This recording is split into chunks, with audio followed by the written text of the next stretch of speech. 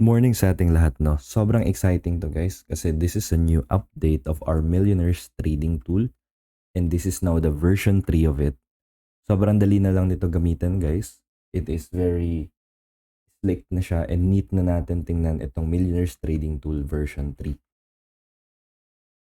So ito yung itsura ng Millionaires Trading Tool. Of course, maraming mga nagbago. Ngayon tingnan natin ng side to side comparison between version 2 and then version 3. So ito yung itsura ng version 2. Of course, basic siya dito. Merong risk to reward calculators, sets counter. Tinanggal ko na to siya. And then meron ditong sa leverage order. Kaso parang mali yung pagkalagay ko dito. So sinimplify natin siya. At ito na yung version 3, no? Sa version 3 guys, ang ginawa ko, nilipat ko yung UI dito sa upper side. Which is makikita nyo na dito yung ultimate goal, yung sets, yung win rate na kailangan, yung total equity, and then profit, and then set gain. At saka yung dinagdag ko din guys is yung conditional formatting naman. Ang conditional formatting is maglalagay tayo ng formula, ng what if formula. For example, pag nilagay kong 12, mag-change siya dito ng color. So, ang ibig sabihin dito guys, hanggang dyan lang dapat yung trades natin. Pag sinet ko to siya as 15, ayan, magbibigay siya ng indicator na hanggang dito lang dapat yung magiging trade natin. So, visually, mas appealing siya, no? 5 trades hanggang dito lang.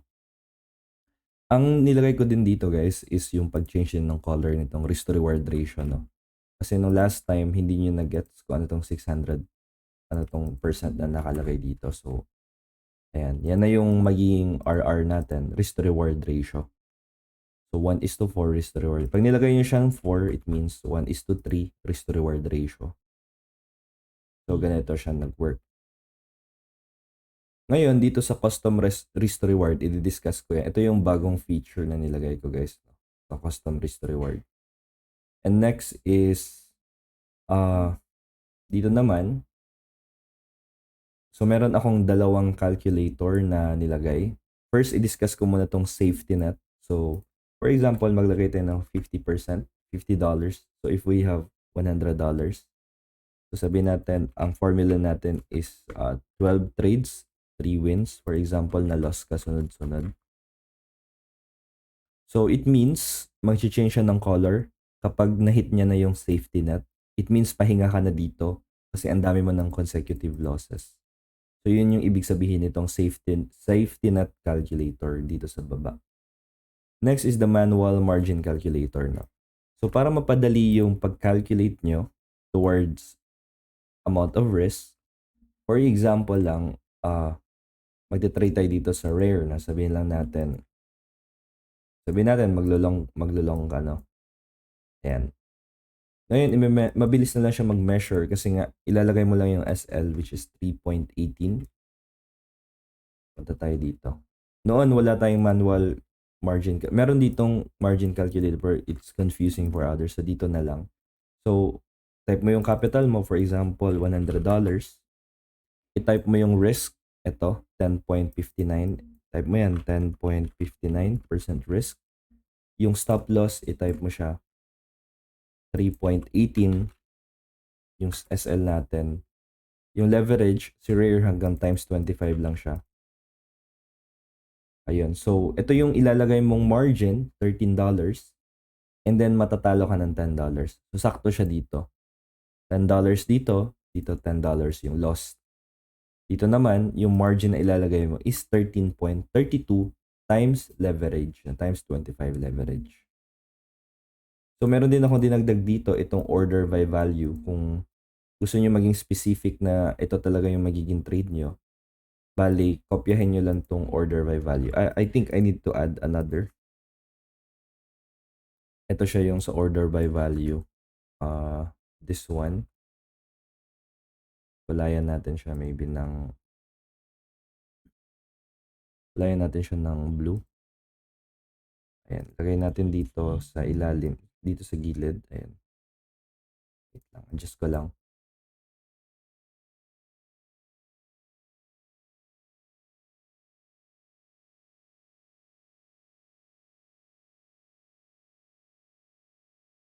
So yan, meron na tayong order by value dito sa ilalim.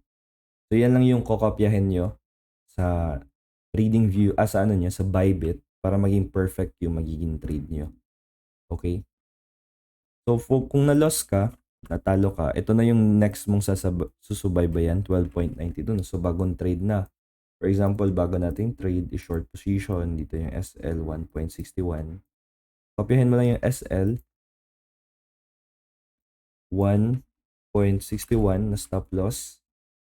Siguro kulayan natin to siya dito ng maybe ito red para alam niyo yung distance ng SL.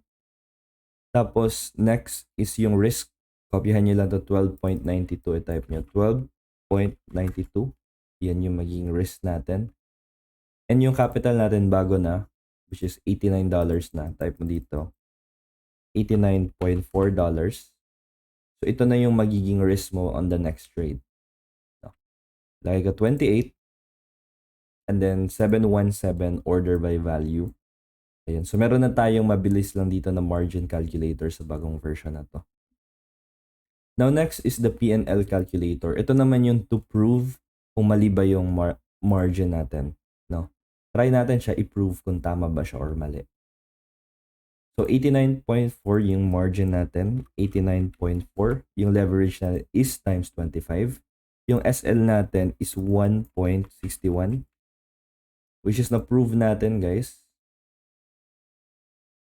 Tama ba? Leverage, risk. Hindi pala. Ito pala yung margin. 28.70, sorry.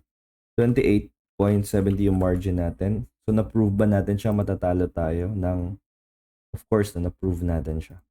I-adjust ko na lang to.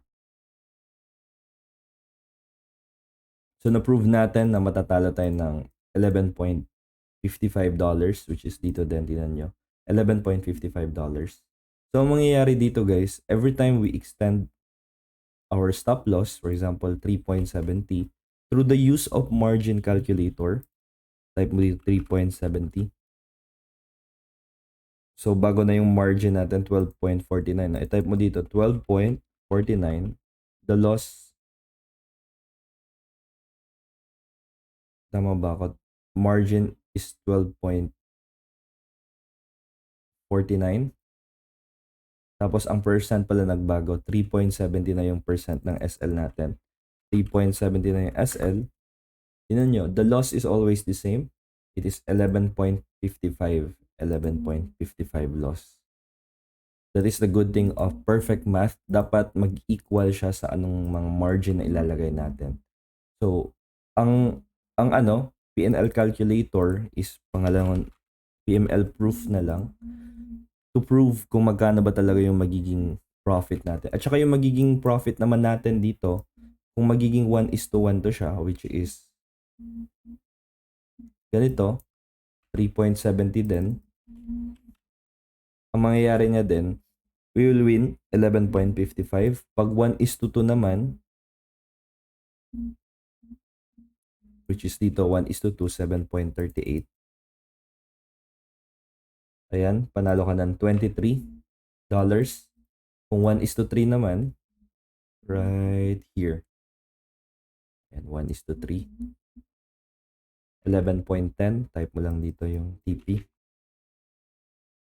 $34, no? So, ganun yung magiging income natin, guys. Ang income natin will be based on risk-reward kasi nga, tama yung margin na nilagay mo. So, yun yung lagi yung tandaan. At once na tama yung risk-reward ratio mo, which is 1:3, masusunod mo tong purpose nitong calculator na to. Okay, so ganun yung Millionaire's Tool version 3. Ang purpose nito, guys, kahit pa ilang beses ka matalo, for example, ang formula natin is 15-3. 15 trades, 3 wins. Kahit pa sunod-sunod yan na loss, tingnan nyo, $130 yan, no? Win, loss, loss, win, win. The result will always be $130. Ulitin natin. Win, win, loss, loss, loss, loss, loss, loss, win. The result is $130. Ulitin ulit natin. Loss, loss, loss, win, win, win. The result is $130. Pag na-achieve mo na yung $130, you jump into the next round, 130.9. So, 14 sets na lang yung kailangan. So, bumababa siya ng bumababa until na-achieve mo yung goal mo na 6,000 USD. So, ganun lang siya guys, no? Ngayon, anong purpose nitong custom RR? For example lang guys, randomize lang tayo ng ilang loss. Sabihin natin, na-loss ka dito. Sabihin natin, puro short lang kinuha mo. Isa-isahin natin. Loss, loss, loss, and then loss, tapos win, isang win. So, 1, 2, 3, 4. Puro short lang kinuha mo, puro loss, loss, loss, loss, loss, and then isang win. So, mangyayari kasi niyan guys, loss, loss, 4 losses ka. Tapos, yung isang win, dito, bumagsak siya ng 1:7.48. Na i-type mo lang dito, 7.48, yan na yung custom RR mo. So, nangyari, dito sa area na to, this will be your current trade. Ito siya sa column na yan, sa 7 column. So, ngayon, ang gagawin nyo dyan, ito na yung win nyo. Kasi custom risk to reward yan. Kasi kung hindi yan siya custom risk to reward, 1:3 lang, 129 lang yung kinita nyo dito.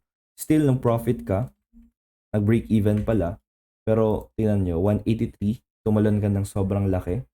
So ngayon, ito na yung bago mong capital, 183. So yan yung purpose ng custom RR, para just in case na malaki yung RR na take profit mo, through your backtesting or actual live, so sabihin lang din natin ulit, no, na-loss ka dito, dito na-loss ka, loss, tapos ngayon binago mo na yung plan mo, nag-win ka na naman dito. Dito yung RR na inabot niya is 1:9.31. Okay? Dalawang loss, tapos 9.31. So, ito na yung bagong capital na yan, 289. Tingnan nyo guys, no, from 13 sets, pag malaki yung RR ng isang trade, tingnan mo, 11 sets na lang yung kulang. Sa 11 sets na yan, makukuha mo na yung goal mo na 6,000 USD. So that is the power of Miller's calculator tool. No? It makes it more easier sa atin na mag-trade at mas, alam niyo yan, mas madali na lang guys na i-navigate yung gagawin natin.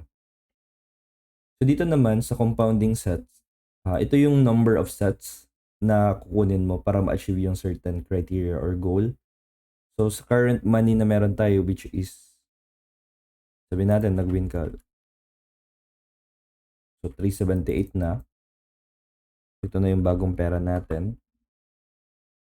So ngayon, ilang sets ba yung needed para ma-achieve yung certain goal? So dito, ano na lang, makikita nyo yung mga sets dito guys. Oh.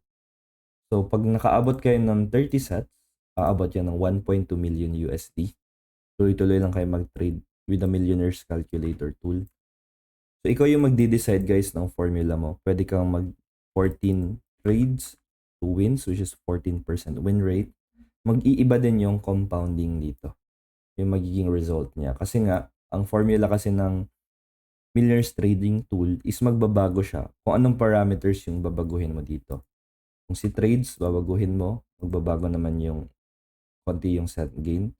Kung yung wins, babaguhin mo din. Ayun, mas malaki yung tinalo niya ng percentage. Konti na lang din yung need mong i-achieve. Kaya gusto ko makafocus sa number of wins para mas mabilis kong ma-achieve yung mga gusto kong mangyari. At ang mangyayari kasi sa Millionaire's trading tool is magmamatch siya kung ano yung total equity. For example, dito 494, ulitin ko lang, kahit ilang loss, manalo ka lang ng 3, the result will always be 494. Huwag mo lang hayaan na pag nagtitrade ka, sunod-sunod kang matalo hanggang maubos yung pera mo. Okay? So, ganun siya guys na nag-work. Kaya hanggang dito lang siya natapos. Kasi nga, ang formula kasi, diba, 3 wins. So, sa 13 trades na sunod-sunod na talo, mauubos yung capital na meron ka. So, yun lang guys. Maraming salamat. Hopefully, na-enjoy nyo itong video na to. At maraming salamat sa panonood.